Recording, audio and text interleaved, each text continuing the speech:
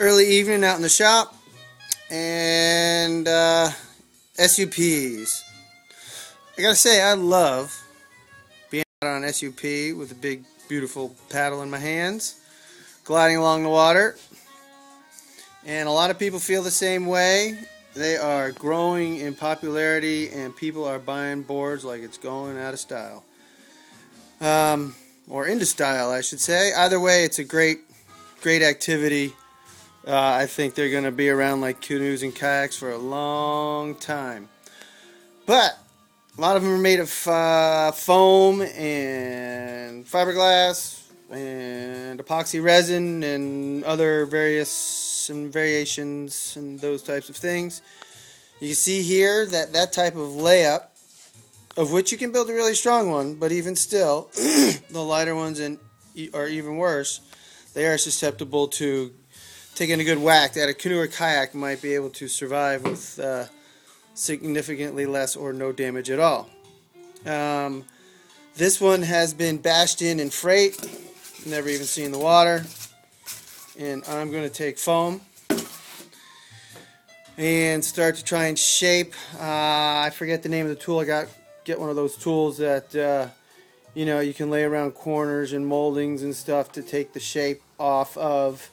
It forms into those nooks and crannies, and you can take it off and mark it on a piece of material like this and cut a pretty good shape.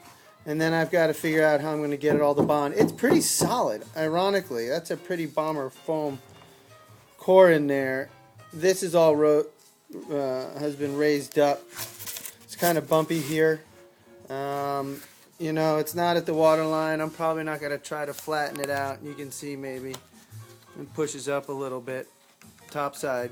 Anyway, this ought to be an interesting one. The key for me is first I've got to seal it up and make these areas not porous at the same time or prior to when I go ahead and fit whatever shape I've made to put in there, and then shape it down and then glass over it. It's going to be quite a job, but it's worth doing because this board actually is in pretty good shape otherwise.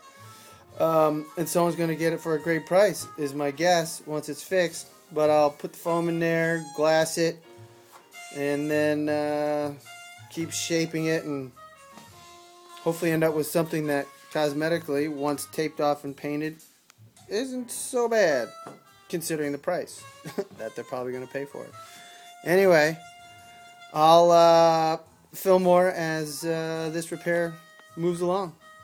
Have a good night.